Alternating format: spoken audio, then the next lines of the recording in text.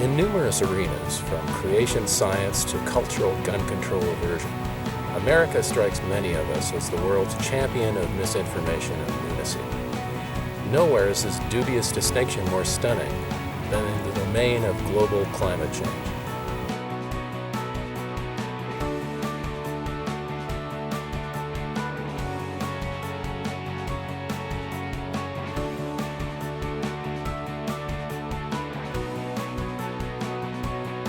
Scientists internationally have arrived at a clear consensus on climate change. For example, in the view of the American Association for the Advancement of Science and 17 other U.S. scientific organizations, observations throughout the world make it clear that climate change is occurring, and rigorous scientific research demonstrates that the greenhouse gases emitted by human activities are the primary driver. It's no accident that this statement comes from Americans. The sheer number of brilliant Americans represents one of the great achievements of any society. But America also has a very dark and overfed underbelly. The reason? Let's call it GIGO. Garbage in, garbage out. Intellectually speaking, you are what you eat. And many Americans have a diet of seriously foul intellectual gruel, to say nothing of all those pork rinds.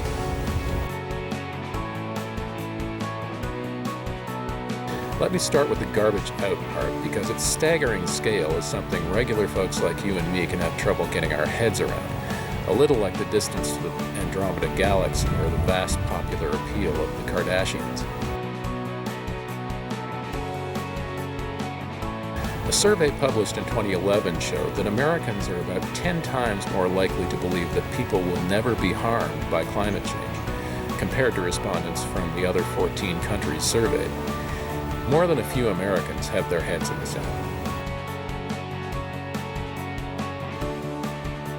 But who exactly are they? Many American ostriches can be pigeonholed, it seems. A survey found that while 45% of Democrats thought that global warming is already harming Americans, 33% of Republicans and 51% of Tea Party members felt that it will never harm Americans. But here's the kicker. The Tea Party members were much more likely to say that they are very well informed about global warming than the other groups. And if you're thinking that they're just a small lunatic fringe, consider a 2011 poll indicating that 1 in 3 American adults supported the Tea Party. To understand the source of this alternate universe, let's consider the garbage in half of the equation. A 2009 Pew Research survey showed that 41% of Americans use either CNN or Fox News as their main source of news. Fox News claims its programming is fair and balanced, but a 2012 study suggests otherwise. It found nearly 60% of Fox News shows had a dismissive tone toward climate change, while more than 70% of CNN and MSNBC shows accepted it.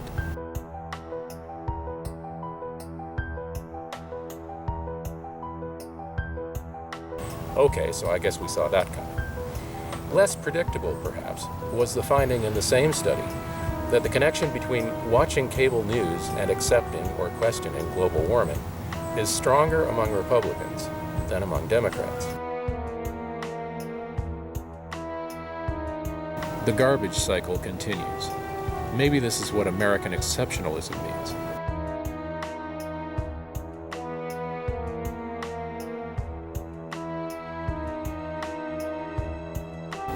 In rich countries, we've gotten really good at making lots of money, consuming lots of stuff, and having babies who grow up and do more of the same.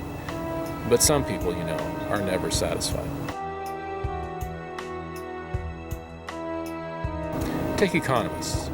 You would have been hard-pressed in 2007 to find more than 1 or 2 of them on the whole planet who had a fragment of a clue that the Great Recession was about to happen.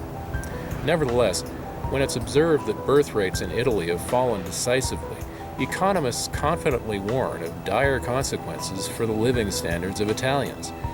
Falling fertility, and the presumed consequence of fewer workers and more retirees, is bad for everyone, right? Well, that's the theory, but maybe the theory is wrong.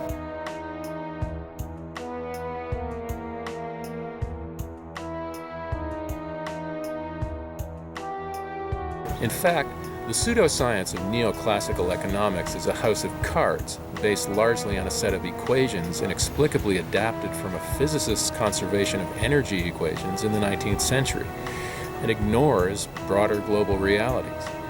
As noted by historian Robert Nadeau, because neoclassical economics does not even acknowledge the costs of environmental problems and the limits of economic growth, it constitutes one of the greatest barriers to combating climate change and other threats to the planet. Economists sought to join us in the 21st century, but they're not the only ones lost in the past.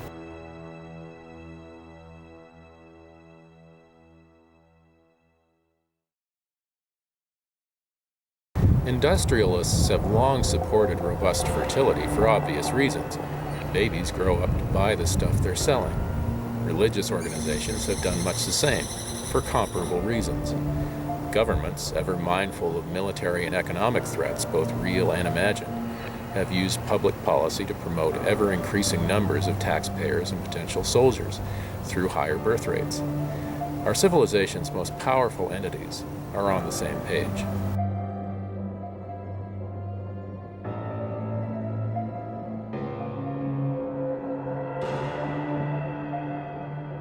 So the ostriches rule, and we like it just fine. We get to consume big and make babies aplenty with the blessing of our institutions. Growing wealth, population, and consumerism are accepted as central to our way of life, but we shouldn't accept it anymore.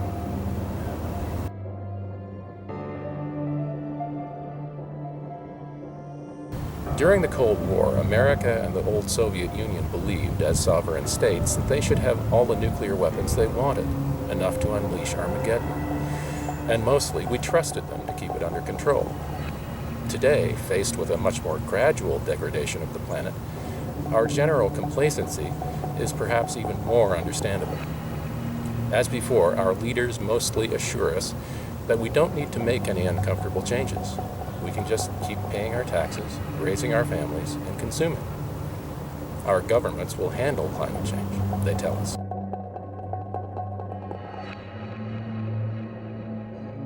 Sadly, they're not handling it well. Government action is timid. The Kyoto Protocol is widely viewed as a failure. Emissions continue to increase, and most countries, even many of those that signed and ratified Kyoto, are not subject to any binding limits.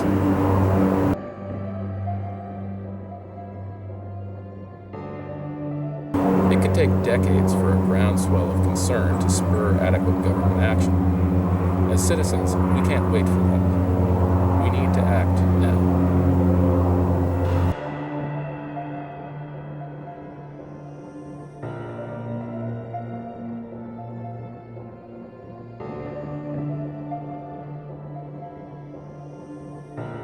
In World War II, millions of ordinary citizens made painful sacrifices, many giving up their lives, because there was a general confidence that what they were doing was necessary and right. Times change. Today, compared to the World War II generation, we're weak, coddled, adrift, like adolescents in need of mentoring.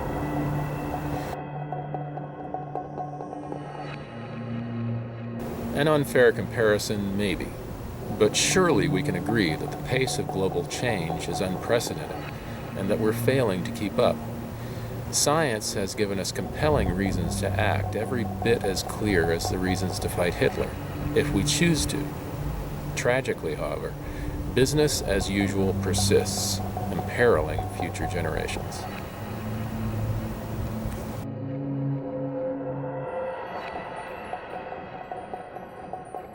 To us, those future generations, victims, are remote and visible. But they're not abstractions. They're going to be just as alive as we are, with the same rights we hold dear.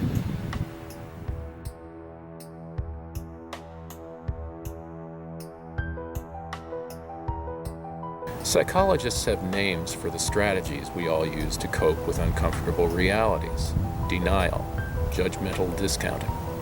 Many of us believe that our personal actions are insignificant, so we do nothing. Some of us are even convinced that everything, even perhaps our own inaction, is God's will and must be accepted. The status quo is comfortable.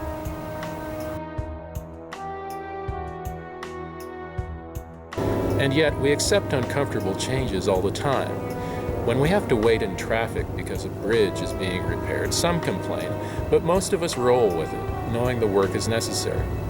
Can we convince ourselves that confronting climate change is necessary? It shouldn't be difficult. We need only imagine how our descendants will regard us if we fail.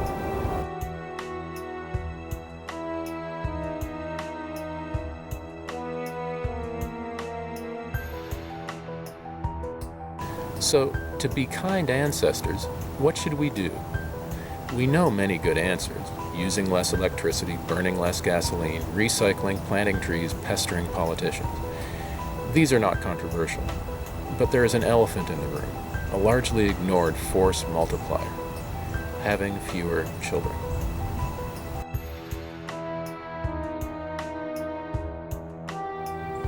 All things being equal, fewer people mean less environmental impact.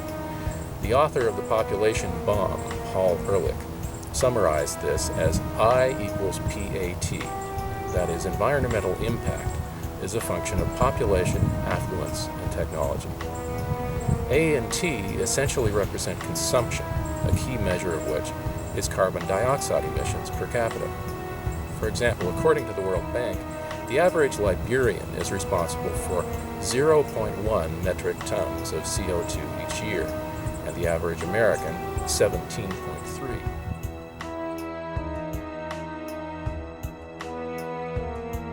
Crunching more of the World Bank numbers, we find that the average American's CO2 emissions are equal to those of about 3.7 Swedes, 25 Filipinos, or 173 Ethiopians. So if an average American couple chooses to have 3 children, they're adding to the world's population the equivalent of about 11 Swedes, 75 Filipinos, or 520 Ethiopians in terms of present-day CO2 emissions. Now, if we live greener, we can expect lower CO2 emissions over time. And in fact, since 1980, the World Bank numbers show American per capita outputs have fallen by 17% in about 3 decades. But in those same 3 decades, about 100 million American babies have been born. In terms of current carbon emissions, that's the equivalent of adding about 370 million Swedes, 2.5 billion Filipinos, or 17 billion Ethiopians.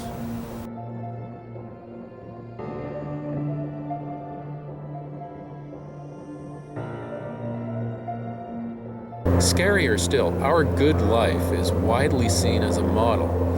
If we keep consuming and procreating as we are, we can expect new Asian and African middle classes to do the same. I don't even want to think about that, but we'd better think about it because that prospect is staring us in the face.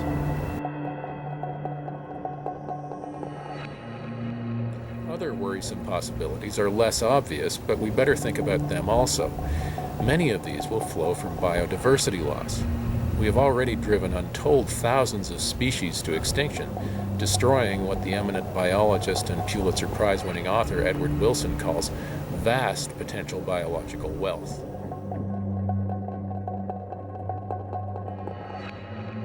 Another prominent voice for the environment, broadcaster and naturalist Sir David Attenborough, has sounded an even more urgent alarm.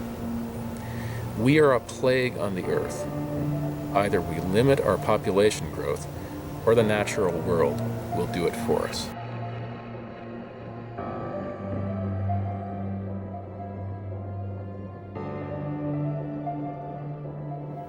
Which may be just as well. We love our toys, our cars, our home theaters, our pot-scrubbing dishwashers, and we love our kids and try to give them even better toys than we have. All of which can be okay up to a point, but the devil, alas, is in the details.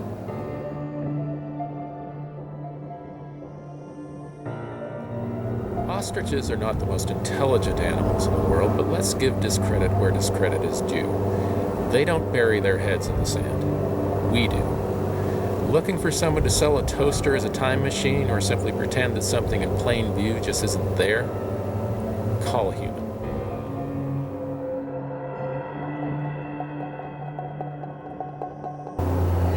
That's where the devil comes in. Today, the forces in our civilization and in each of us, making us want more, consume more, and pass these traits on to new generations, are thriving. Satisfying all our desires is clearly at odds with a hopeful future, but mostly we play dumb. Can you hear the devil laughing?